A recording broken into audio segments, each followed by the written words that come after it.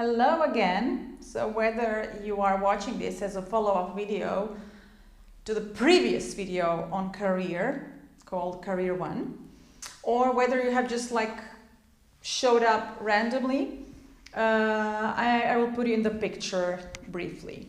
So that's a great word, to put somebody in the picture. You know, you can use this in your business situations as well, like you're having a meeting and somebody shows up, jumps in in the meeting, and you want to present to him what has been said so far, what you've been through, about some highlights. You know, highlights is a great word.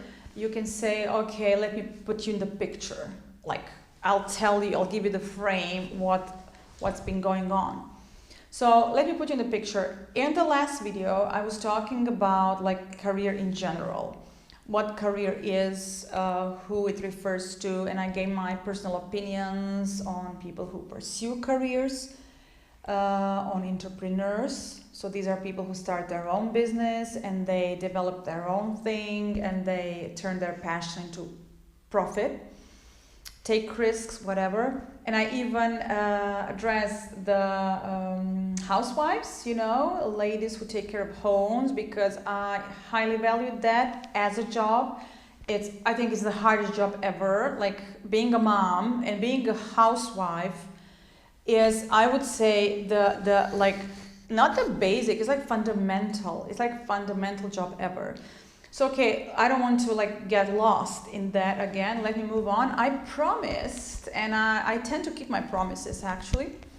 You know that song? It's called Promise Me No Promises. You know, I love that. I just heard it now on the way, and it felt so good because it makes sense. I mean, it's paradoxical, but it makes sense. Okay, so I promised at the end that I would share my career path.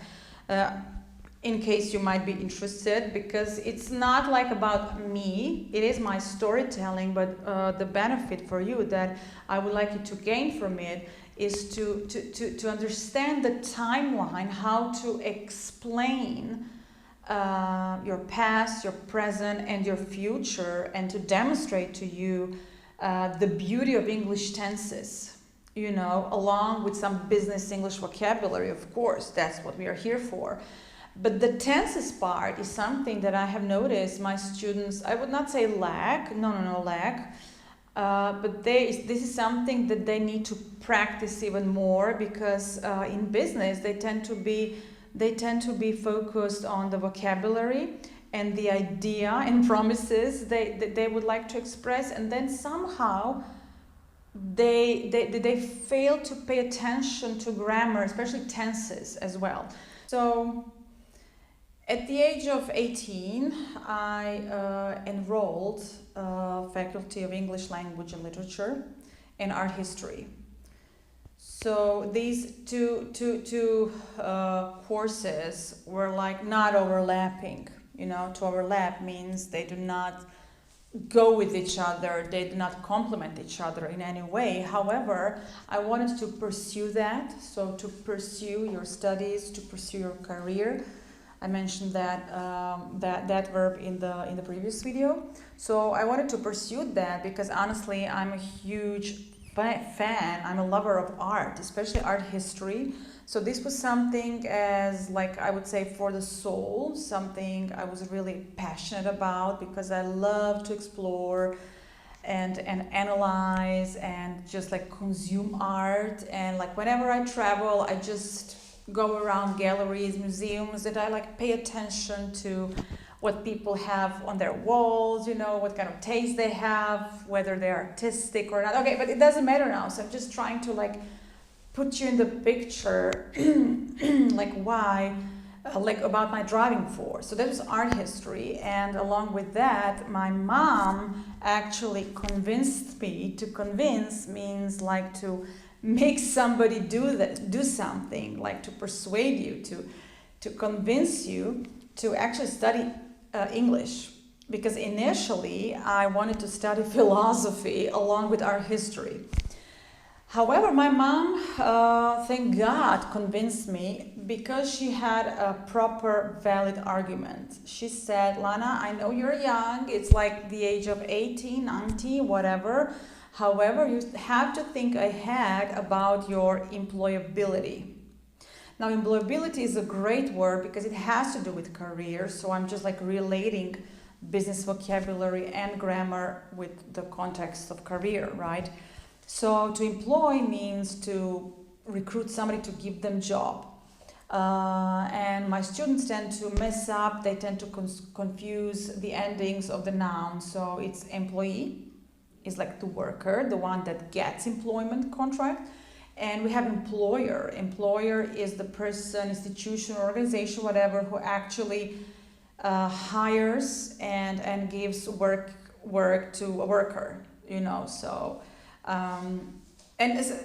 both of them choose, both of them choose. It's not like the employer chooses employees. Employees are also, if they're employable, if they're like highly skilled, if they invest in themselves, in their knowledge, in their skill set, the more they invest in their professional resources and development, the more employable they are, So my mom asked me, Lana, you have to think about your employability. And that kind of made sense to me because I really like to work. I'm a hard worker and I love to earn. Honestly, guys, I like resources. I like money, but I don't like, it's not about like accumulating it. It's about like expanding and sharing it and creating some new stuff. But like most of all, like money has allowed me to pursue my freedom, to be free. Anyway, so this is what I signed up for. I enrolled for this, and honestly, it took me, took, now we are in the past tense. It took me honestly, I think like 12 years actually to graduate. Why? Because along with that, so while I was studying, we have past continuous here, I was actually working on my own school. But prior to establishing my own private language school, I was working, another past continuous, I was working for a variety of schools.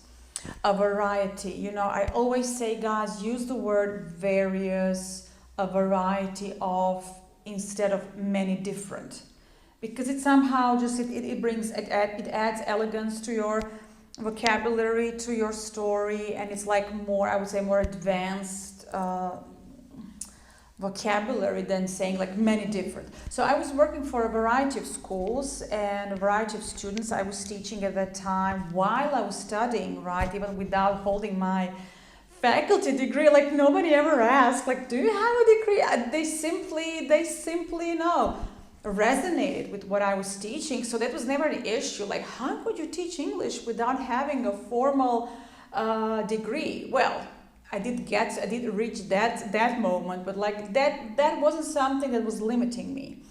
And honestly, many people were telling me, like, how on earth, like, how can you be working, that early, like, even while you're studying before graduation? Because, what about the degree? Are people going to ask about it? Will you feel like embarrassed? No, why? Like, why would like a paper limit me? Like, I honestly felt I was talented for English as such. Like, I was passionate about English, and I think like more than that, I was even talented, and I was passionate about working with people, like teaching and like getting to know them and hearing back from them. So for me, like, that was the drive, I didn't need like a formal paper degree like to define me and to like give me the green light. So I was pursuing that kind of stuff. After working for various schools, like, I gained knowledge, a great deal of knowledge. Honestly, I learned more while working than while working in practice, like while teaching, while running courses. Then I actually learned as faculty. Like, I don't want to devalue anything or anybody or anybody's programs. I think that's just the nature of things. Like, once you like get hands-on work, and once you like dive in, and once you are given your first group, like the psychology and the dynamics of the whole environment. Like that was for me the learning stuff. Like and then while I was teaching English, I had to study the matter. I had to get into the matter and interests and needs and requirements and context and subjects that my students were in, so I could like transfer that selective vocabulary that they needed. So I was really working hard, learning about the context and about the knowledge and about their, like, it was like veterinary practice, it was like finances, these are some, or like tax system, because I had some tax guys, not taxpayers, who were actually attending my courses. So this is the whole general culture that I had to keep up with and actually master and gain in order to be able to teach English in the context and the culture and the form that my students were actually interested in. So that was for me, like, I really gained a lot of experience here and knowledge. And then at one point I realized, wow, listen, I got lucky because my dad, he had this business space, premises, right, that were actually very appropriate, that could be suitable for a small school and classrooms. So I decided, like, what the heck, let's go, I'm passionate about it. I have like records of achievement. I have some people backing me up. People were supportive. I guess I was capable, I never felt nothing was holding me back. The thing was, like, luckily enough, I was young enough not to think about what a huge major move that was, career move and commitment it's going to be, because I think, I established my school at the age of 25. So you see, I started. This is past simple. I wanted, I organized, I arranged it, like I arranged everything. So it happened at one point. These were the milestones at one point in the history of my timeline, and therefore I'm using past simple. I'm just like counting and accounting and recounting all the steps and all the events that took place means happened, right? It took place one after another. When I would be using while, I would use past continuous. So like while I was arranging my school and the classrooms, I graduated, So one thing took longer, and that's called interrupted action. In the middle of that action, another action took place. So watch out your tenses. And since then, like, I've been hiring, I've been teaching, I've been like expanding my school, my business.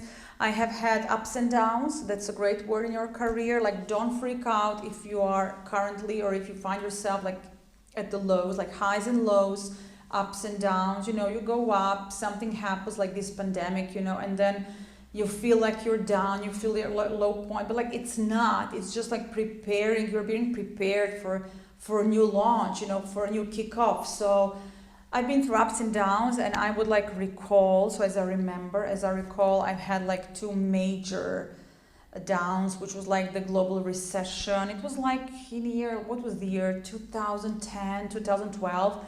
It really hit me big time. I'm now using past continuous, so I was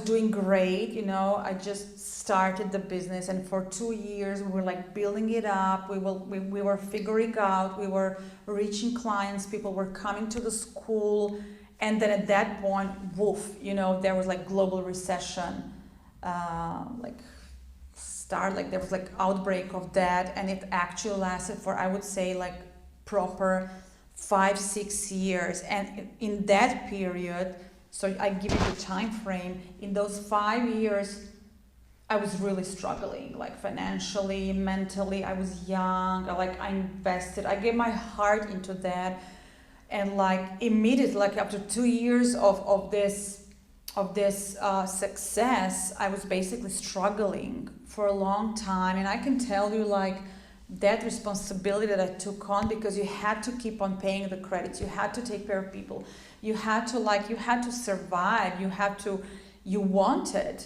to overcome that. So it was really a lot of hard work, a lot of sacrifice. I would say my private life did not exist. It was like I couldn't get committed to anything because I was really, really working hard. I'm using past continuous deliberately, so like I'm really adding the drama to it. And it was like until recently, I would say like until 2015, 2017, that things got better. So got as one moment in the past. So things got better, and they were getting better, you know, continuously until again recently with this outbreak of corona crisis, like everybody was shook up with that. And all of you can relate. So this is like, I would say this was another thing that struck me. However, looking back, now I see the point of that, because every crisis was actually an opportunity, and actually this opportunity for me to even figure out how to change business model, which later on benefited me. So every crisis, every up and down, every moment was a learning moment. So you definitely grow, and this is why I'm so grateful for this kind of career guides. And I find this job to be honestly the most rewarding job as far as I'm concerned, because I get that contact with people, this interaction, like teaching changes people, learning changes people, and like I feel like I'm part of it. Like I help people overcome their fears and open up in communication, stuff like that. So I have now taken you through my career path. I mean, there are a lot of things to mention here, to bring up, but let's focus on this, like ups and downs, and like crisis and success and failures as learning moments. So basically you benefit, you grow constantly, as long as you don't give up, as long as you don't lose your passion, just like keep going. Now, like currently, I would just like to use some present simple tense now, like to highlight that.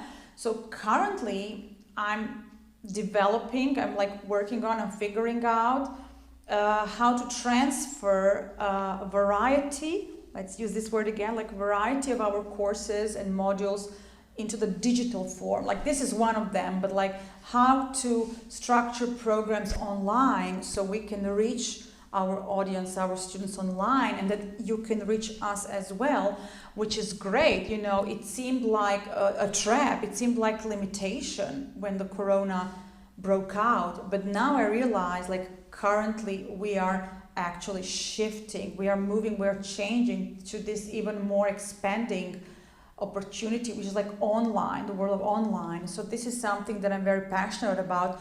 Although I have always wanted to go online, and actually I started shooting these first tutorials like 5, 6, 7 years ago, when like nobody was talking about it. Like you had some rare persons, YouTubers, entrepreneurs who are willing to like digitalize their work. So I have always been like attracted by it. So I will be pursuing this kind of online school as well. And let's finish with few examples of tenses in the future. So I'm going to develop a great online school as well, and I will be launching and I will be sharing my knowledge, my highlights with you guys, like forever, hopefully. And please get back to me. I would like to hear, as I said in the previous video, I would like to hear some timelines that you've been through. I would like to hear how this whole changes and ups and downs in your lives have affected you. You know, just like talk to me, and I'll keep going. So see you soon. Thank you. Bye.